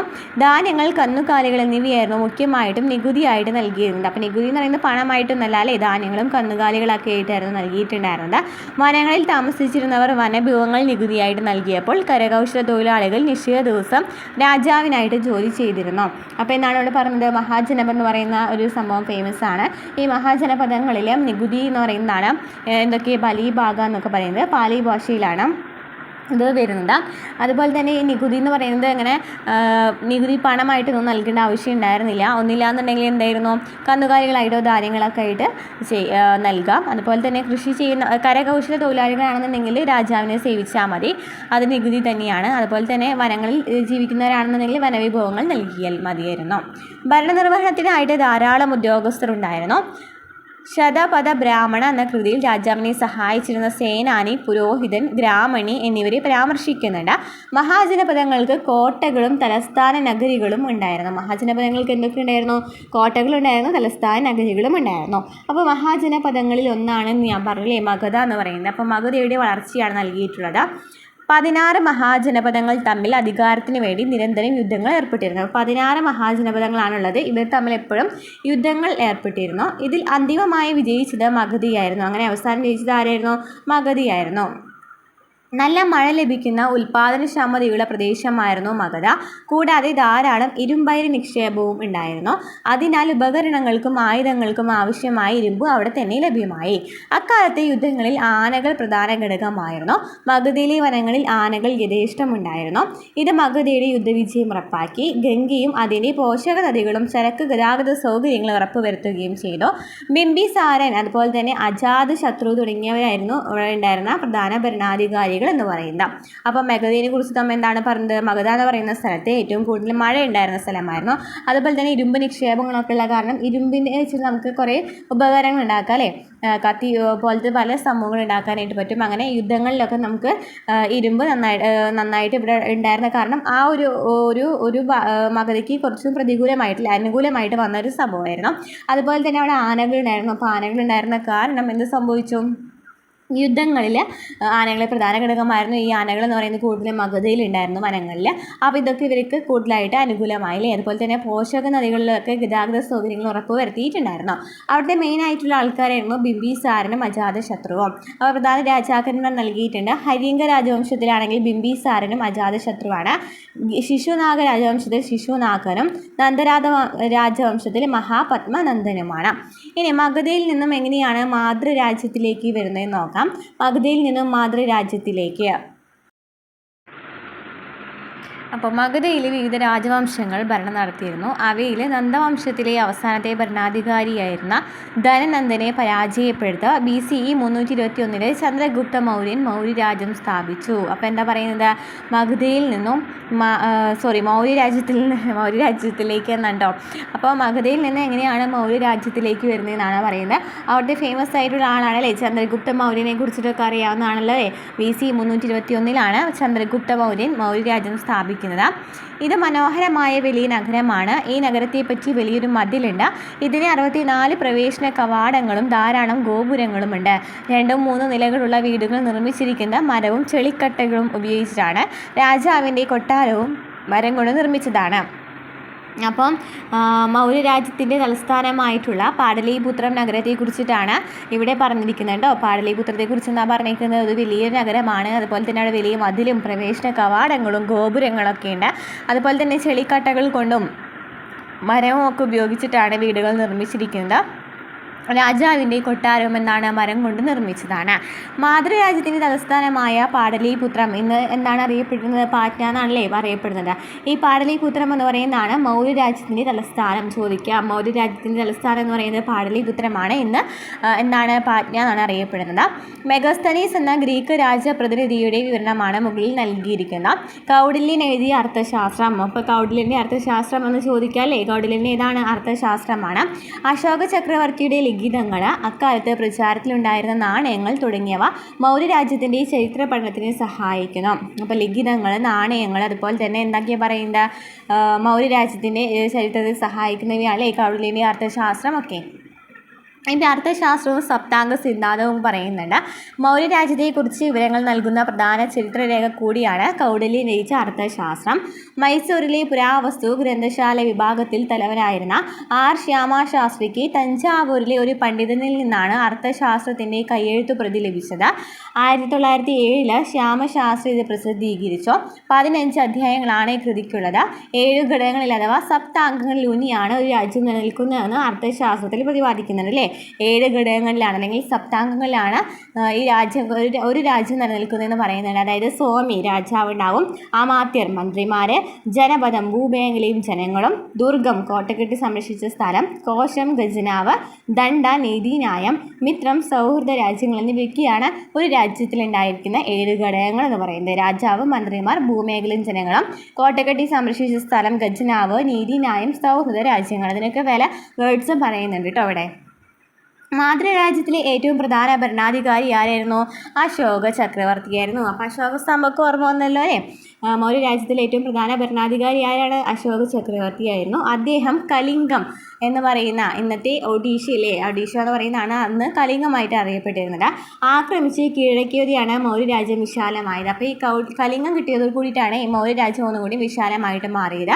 കലിംഗ യുദ്ധാനന്തരം അശോക ചക്രവർത്തി യുദ്ധങ്ങൾ ഉപേക്ഷിച്ചതായിട്ട് ലിഖിതങ്ങളിൽ രേഖപ്പെടുത്തിയിരിക്കുന്നു. കലിംഗ യുദ്ധാനന്തരം അശോക ചക്രവർത്തി എന്ത് സംഭവിച്ചോ? യുദ്ധങ്ങൾ ഉപേക്ഷിച്ചു അല്ലേ. കലിംഗ യുദ്ധം വഴി കുറച്ചും കൂടി മൗര്യ രാജ്യം കുറച്ചും കൂടി വിപുലമായതിനു ശേഷം അദ്ദേഹം യുദ്ധങ്ങളൊന്നും ചെയ്തിട്ടില്ല. അപ്പോൾ നോക്കിയിട്ട് ഒരു ലിപി നൽകിയിട്ടുണ്ടല്ലോ, റൂമിൻ്റെ ഈ ലിഖിതം എന്ന് പറയുന്ന ഒരു ലിഖിതം നൽകിയിട്ടുണ്ടല്ലോ അല്ലേ. നമുക്ക് മനസ്സിലാവാത്തൊരു ഭാഷയിൽ എഴുതിയിട്ടുള്ളൊരു ലിഖിതം എഴുതിയിട്ടുണ്ട്. ബുദ്ധ ശാക്യമുനി ജനിച്ച ഈ സ്ഥലത്ത് പ്രിയ സതി കിരീടധാരണത്തിന് ഇത് വന്നിട്ടാണ് ഇതിൽ പറയണമെന്നാണ് കേട്ടോ പറയുന്നുണ്ട്. കിരീടധാരണത്തിന് 20 വർഷത്തിന് ശേഷം നേരിട്ട് വന്ന് ആരാധന നടത്തി. ആ പുണ്യാത്മാവ് ജനിച്ച സ്ഥലമാണ് ഇതെന്ന് അറിയിക്കുന്നതിന് വേണ്ടി ഇവിടെ കരിങ്കൽ മതിലിനാൽ ചുറ്റപ്പെട്ട് സ്തൂപം സ്ഥാപിച്ചു. ലുംബിനിയിലുള്ള ആളുകളെ ബലിയിൽ നിന്നും ഒഴിവാക്കുകയും അവർ വിളവിൻ്റെ 1/8 ഭാഗമായിട്ട് കൊടുത്താൽ മതിയെന്നും തീരുമാനിക്കുകയും ചെയ്തു അല്ലേ. അതായത് ലുംബിനി എന്ന് പറയുന്നത് എവിടെയാണ്? നേപ്പാളിലാണ് എന്ന് പറഞ്ഞിട്ടുണ്ടായിരുന്നു. അപ്പോൾ അവിടെയാണല്ലേ നമ്മൾ ആര് ജനിച്ചത്? ലുംബിനി നേപ്പാളിൽ ആരാണ് ജനിച്ചിട്ടുണ്ടായിരുന്നത്? ലുംബിനി നേപ്പാളിൽ ജനിച്ചത് ആരാന്ന് കമൻറ്റ് ചെയ്യും കേട്ടോ. നമ്മൾ നേരത്തെ പറഞ്ഞിട്ടുള്ളൊരു കാര്യമാണ്. അപ്പോൾ എന്നാണ് പറയുന്നത്, നമ്മെ ബലിയിൽ നിന്നും ഒഴിവാക്കുന്നതിന് വേണ്ടിയിട്ട് ഒരു പകരമായിട്ട് അവരെന്ത് നൽകണം? ഒരു 1/8 ഭാഗമായിട്ട് കൊടുക്കണം എന്നൊക്കെ പറഞ്ഞിട്ടുണ്ടായിരുന്നു. ഇനി നമുക്ക് മൗര്യ ഭരണം എങ്ങനെയാണെന്ന് നമുക്ക് നോക്കാം. മൗര്യ രാജ്യം വിശാലമായിരുന്നു അല്ലേ. നമ്മൾ പറഞ്ഞു അല്ലേ, മൗര്യ രാജ്യം വിശാലമായിരുന്നു. കലിംഗ യുദ്ധത്തിന് ശേഷം ഒഡീഷയിലെ കലിംഗ എന്ന് പറയുന്ന സ്ഥലം എടുത്തതിന് ശേഷം ഭരണ സൗകര്യത്തിനായിട്ട് നമ്മുടെ രാജ്യത്തെ വിവിധ സംസ്ഥാനങ്ങളായിട്ട് വിഭജിച്ചിട്ടുണ്ട് അല്ലേ. നമുക്കറിയാമല്ലേ, സംസ്ഥാനങ്ങളായിട്ട് നമ്മളെ രാജ്യത്തെ വിഭജിച്ചിട്ടുണ്ട്. മാത്രമല്ല സംസ്ഥാനങ്ങൾക്കെല്ലാം എന്തുണ്ട്? തലസ്ഥാനങ്ങളുമുണ്ട്. അപ്പോൾ മൗര്യ രാജ്യവും ഇത്തരത്തിൽ എന്തായിരുന്നു? പ്രവിശ്യകളായിട്ട് വിഭജിച്ചിരുന്നു. ഇത്തരം പ്രവിശ്യകൾ ഗവർണർമാരുടെ നിയന്ത്രണത്തിലായിരുന്നു. തലസ്ഥാനമായ പാടലീപുത്രം ചക്രവർത്തിയുടെ നേരിട്ടുള്ള നിയന്ത്രണത്തിലായിരുന്നു. പാടലീപുത്രം എന്ന തലസ്ഥാന നഗരമാണ്. അപ്പോൾ അത് രാജാവിൻ്റെ തന്നെയായിരുന്നു അല്ലേ. ചക്രവർത്തിയുടെ നേരിട്ടുള്ള നിയന്ത്രണത്തിൽ തന്നെയാണ്. ബാക്കിയുള്ളത് ഗവർണറുടെ നിയന്ത്രണത്തിലായിരുന്നു എന്നാണ് പറയുന്നത്. അപ്പോൾ നോക്കി ഇവിടെ നൽകിയിട്ടുണ്ട് അല്ലേ. തക്ഷശില എന്ന് പറയുന്നത്, പാടലീപുത്രം, ഉജ്ജയിനി, തൊശാലി, സുവർണഗിരിയൊക്കെ എന്താണ്? പ്രവിശ്യ തലസ്ഥാനങ്ങളാണ്. തക്ഷശില, ഉജ്ജയിനി, സുവർണഗിരി, തൊശാലി എന്നൊക്കെ പറയുന്ന തലസ്ഥാനമാണ് പാടലിപുത്രം എന്ന് പറഞ്ഞു. ഇനി അശോക ലിഖിതങ്ങൾ എന്താണ്? അശോക ചക്രവർത്തിയുടേതായ ധാരാളം ശിലാലിഖിതങ്ങൾ ഇന്ത്യൻ ഭൂഖണ്ഡത്തിൻ്റെ വിവിധ ഭാഗങ്ങളിൽ നിന്ന് ലഭിച്ചിട്ടുണ്ട്. ബ്രാഹ്മി, ഖരോഷ്ടി, അരോമിക് ലിപികളാണ് ഇവർ രചിച്ചിട്ടുള്ളത്. അശോക ലിഖിതങ്ങൾ ആദ്യമായിട്ട് വായിച്ചത് 1838 ബ്രിട്ടീഷുകാരനായ ജെയിംസ് പ്രിൻസപ്പാണ് അശോക ലിഖിതം ആദ്യമായിട്ട് വായിച്ചത് ആരാണ്? ജെയിംസ് പ്രിൻസപ്പാണ്. ഭൂരിഭാഗം ലിഖിതങ്ങളിലും ദേവന്മാർക്ക് പ്രിയപ്പെട്ടവൻ എന്നാണ് രാജാവിനെ പരാമർശിച്ചിരിക്കുന്നത്. എന്നാൽ കർണാടകയിലെ മാസ്കി, ഉദയകുളം, നിട്ടൂർ എന്നിവിടങ്ങളിലെ ലിഖിതങ്ങളിൽ അശോക എന്ന പേര് കാണാം.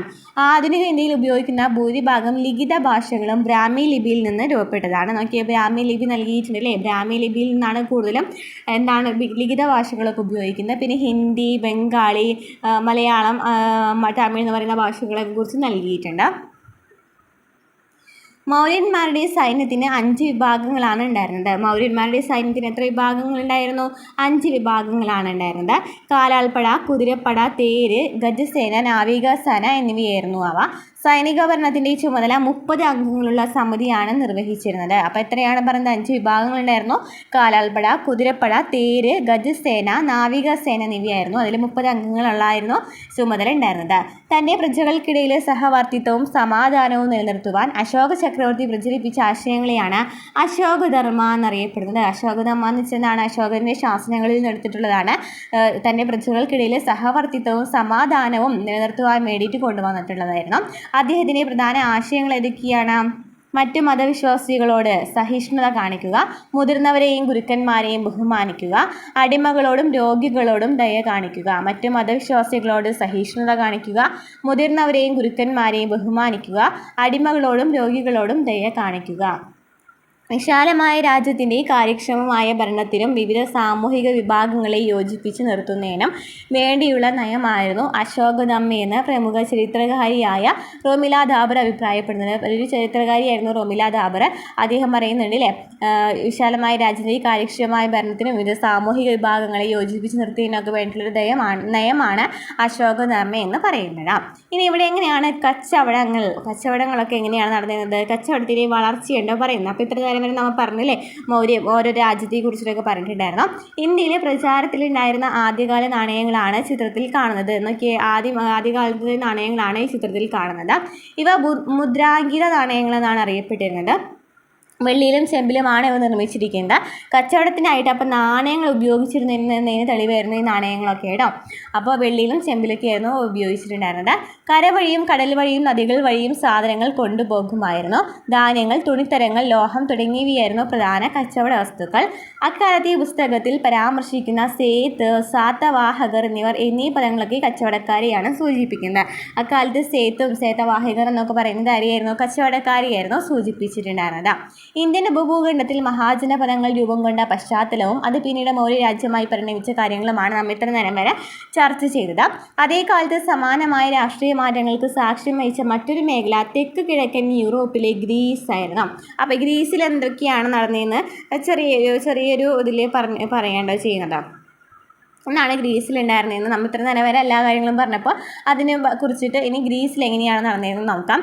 ഗ്രീസിലെ പൊതുസുരക്ഷയ്ക്കും ഭരണത്തിനുമായിട്ട് ഗ്രാമങ്ങൾ ഒന്നിച്ചു നിന്നു. അവ നഗരരാഷ്ട്രങ്ങളെന്നാണ് അറിയപ്പെട്ടിരുന്നത് അല്ലേ. ആ സമയത്ത് ഗ്രാമങ്ങളൊക്കെ ഒരുമിച്ച് നിൽക്കുകയാണ്. ഗ്രീസിലെ പൊതു സംരക്ഷണത്തിനും അതുപോലെ തന്നെ ഭരണത്തിനൊക്കെ വേണ്ടിയിട്ട് ഒരു നഗരവും ചുറ്റുമുള്ള കാർഷിക ഗ്രാമങ്ങളും ഉൾപ്പെട്ടതായിരുന്നു ഒരു നഗരരാഷ്ട്രം എന്ന് പറയുന്നത്. അപ്പോൾ ഒരു നഗരരാഷ്ട്രം എന്ന് വെച്ചാൽ എന്താണ്? ഒരു നഗരം ഉണ്ടായിരിക്കും, അതുപോലെ തന്നെ ചുറ്റുമുള്ള കാർഷിക ഗ്രാമങ്ങൾ, ഒരു നഗരം പല ഗ്രാമങ്ങളും കൂടി ചേർന്നായിരുന്നു നഗരരാഷ്ട്രം. കുന്നുകളും പർവ്വതങ്ങളും ഇവ നഗരരാഷ്ട്രങ്ങൾക്ക് പ്രകൃതിദത്തമായ അതിർത്തികൾ നൽകി. ചില നഗരരാഷ്ട്രങ്ങൾ ദ്വീപുകളായിരുന്നു. അപ്പോൾ അതിർത്തി എന്ന് പറയുന്നത് ചിലപ്പോൾ പർവ്വതങ്ങളൊക്കെ ആയിരിക്കണം. ഈ അതായത് നമ്മൾ പറഞ്ഞില്ലേ, ഒരു നഗരം പല പ്രദേശങ്ങളാണ്, പല ഗ്രാമങ്ങളാണ്. അപ്പോൾ ഇവർക്ക് ചിലപ്പോൾ അതിർത്തിയൊക്കെ ആയിട്ട് ഉണ്ടായിരുന്നത് എന്തായിരുന്നു? ഈ മരങ്ങളും പർവ്വതങ്ങളൊക്കെ തന്നെയായിരുന്നു. ഉയർന്ന കുന്നുകൾക്ക് മീതിയായിരുന്നു നഗരരാഷ്ട്രങ്ങളുടെ തലസ്ഥാനം എന്ന് പറയുന്നത്. കുന്നുകൾക്ക് മീതിയായിരുന്നു.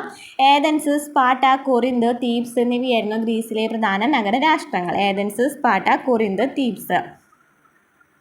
ജനാധിപത്യ വഴിയിലെ ഏതൻസ് എന്ന് പറയുന്നുണ്ട്. 2500 വർഷങ്ങൾക്ക് മുമ്പ് ഗ്രീസിലെ ഏതൻസിൽ നിലനിന്നിരുന്ന ഭരണ സമ്പ്രദായം ആധുനിക ജനാധിപത്യത്തോട് സാമ്യമുള്ള ഒന്നായിരുന്നു.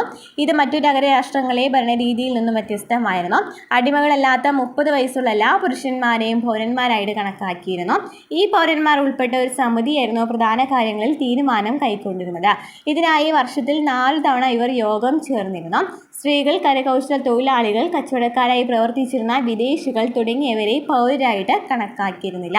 അപ്പോൾ ഇവർ ഇടയ്ക്കിടയ്ക്ക് യോഗം ചേർന്നിട്ടുണ്ടായിരുന്ന അവിടെ സ്ത്രീകളോ കരകൗശല തൊഴിലാളികളോ കച്ചവടക്കാരൊന്നും വിദേശികളൊന്നും അവരെന്ത് സംഭവിക്കുന്നില്ല, പൗരരായിട്ട് കണക്കാക്കിയിട്ടുണ്ടായിരുന്നില്ല എന്ന് പറയുന്നുണ്ട് കേട്ടോ. അടിമകളല്ലാത്ത 30 വയസ്സുള്ള എല്ലാ പുരുഷന്മാരിലെ അടിമകളൊന്നും പുരുഷന്മാരല്ല, ബാക്കിയുള്ള 30 വയസ്സിന് മുകളിലുള്ള ആൾക്കാരാണ് പുരുഷന്മാർ. അതുപോലെ തന്നെ ഈ സ്ത്രീകളോ അങ്ങനെ കരകൗശല തൊഴിലാളികളോ കച്ചവടക്കാർ അങ്ങനത്തെ ചെറിയ ആൾക്കാരൊന്നും ഇവർ ഉൾപ്പെടുത്തിയിട്ടുണ്ടായിരുന്നില്ല. മധ്യധരണ്യാഴി എന്ന് വെച്ചാൽ പ്രദേശത്തെ കച്ചവടത്തിൻ്റെ പ്രധാന കേന്ദ്രം എന്ന നിലയിൽ ഏതൻസ് സമ്പന്നമായ നഗരരാഷ്ട്രമായിരുന്നു. അപ്പോൾ മധ്യധരണ്യാഴി പ്രദേശമാണ് കച്ചവടത്തിൻ്റെ പ്രധാന കേന്ദ്രം എന്ന് പറയുന്നത്. അത് സമ്പന്നമായ നഗരരാഷ്ട്രമായിരുന്നു ഏതൻസിലെ. കപ്പൽ നിർമ്മാണത്തിലും കടൽ യാത്രയിലും വൈദഗ്ധ്യമുള്ള നിരവധി പേർ ഏതൻസിലുണ്ടായിരുന്നു. സമീപ പ്രദേശങ്ങളിൽ നിരന്തരം സഞ്ചരിച്ചവർ പുത്തൻ ആശയങ്ങളെയും നൈപുണ്യങ്ങളെയും സ്വീകരിച്ചു. മറ്റു പ്രദേശങ്ങളിൽ നിന്നും നിരവധി ചിന്തകർ ഏതൻസിലേക്ക് ആകർഷിക്കപ്പെട്ടു. സോഫിസ്റ്റുകൾ എന്നാണ് ഇവർ അറിയപ്പെട്ടത്. ഇത്തരത്തിൽ ഏതൻസിൽ എത്തിച്ചേർന്ന ചിന്തകരിൽ ഒരാളാണ് ചരിത്രത്തിൻ്റെ പിതാവായി കണക്കാക്കുന്ന ഹെറഡോട്ടസ്. അങ്ങനെയാണ് ചരിത്രത്തിൻ്റെ പിതാവ് ആരാണ്? ഹെറഡോട്ടസ് ആണ് ചരിത്രത്തിൻ്റെ പിതാവ് എന്നറിയപ്പെടുന്നത്. ഹെറഡോട്ടസ് ആണ്. അദ്ദേഹം എങ്ങനെയാണ് എത്തിയത്? സോഫിസ്റ്റുകൾ എന്ന പേരിലാണ് അറിയപ്പെട്ടിരുന്നത്. അങ്ങനെ വന്നൊരു ചിന്തകനായിരുന്നു ഹെറഡോട്ടസ് എന്ന് പറയുന്നത്. പുതിയ ആശയങ്ങളൊക്കെ ഇങ്ങനെ ഏതൻസിലേക്ക് ആകർഷിക്കപ്പെടാനല്ലേ, അങ്ങനെയാണ് ഹെറഡോട്ടസ് എത്തുന്നത്. BC 6-ാം നൂറ്റാണ്ട് ചരിത്രത്തിൽ സുപ്രധാനമായ മാറ്റങ്ങൾക്ക് സാക്ഷ്യം വഹിച്ച കാലമായിരുന്നു. ജനജീവിതത്തിൻ്റെ വിവിധ മേഖലകളിൽ എക്കാലത്ത് മാറ്റങ്ങളുണ്ടായി. ഭൗതിക ജീവിതത്തിലെ ഈ മാറ്റങ്ങൾ രാഷ്ട്രീയ രംഗത്തും ചിന്താമണ്ഡലത്തിലും പ്രതിഫലിച്ചു. അങ്ങനെയാണ് അക്കാലത്തെ പുത്തൻ ആശയങ്ങൾ രൂപപ്പെട്ടത്. ഇവ പിൽക്കാല മാനവ ചരിത്രത്തെ നിർണായകമായി സ്വാധീനിക്കുകയും ചെയ്തിട്ടുണ്ട്. അപ്പോൾ നാം ഈ ചാപ്റ്ററിൽ എന്തൊക്കെ പറഞ്ഞു? BC 6-ാം നൂറ്റാണ്ടിലാണ് കൂടുതൽ ആശയങ്ങൾ നടന്നതെന്ന് പറഞ്ഞു. അവിടെ ഭൗതിക രംഗത്തെ മാറ്റങ്ങൾ പറഞ്ഞു, ക്ഷേത്രങ്ങളെക്കുറിച്ച് പറഞ്ഞു. അതുപോലെ തന്നെ ആശയധാരയിലെ മാറ്റങ്ങൾ ജൈനമതം, ബുദ്ധമതം, ഭൗതികവാദം, ബുദ്ധമതം, ജൈനമതം, ഭൗതികവാദം എന്ന് പറയുന്നുണ്ടായിരുന്നു എന്ന് പറഞ്ഞു. ഭൗതിക രംഗത്തെ മാറ്റങ്ങൾ എന്തൊക്കെയായിരുന്നു? ഇരുമ്പ് ഉപകരണങ്ങൾ ഉപയോഗിച്ചു. അതുപോലെ തന്നെ രാഷ്ട്ര രൂപീകരണം നടന്നിട്ടുണ്ടായിരുന്നു. ഇരുമ്പ് ഉപകരണങ്ങൾ ഏതൊക്കെയായിരുന്നു? കാർഷിക പുരോഗതി, മിച്ചോൽപാദനം, കച്ചവടം, നഗരങ്ങളൊക്കെ ഇരുമ്പ് ഉപകരണങ്ങളുടെ ഉപയോഗം വഴി ഉണ്ടായതാണ്. കാർഷിക പുരോഗതി, മിച്ചോൽപാദനം, കച്ചവടം, നഗരങ്ങളൊക്കെ.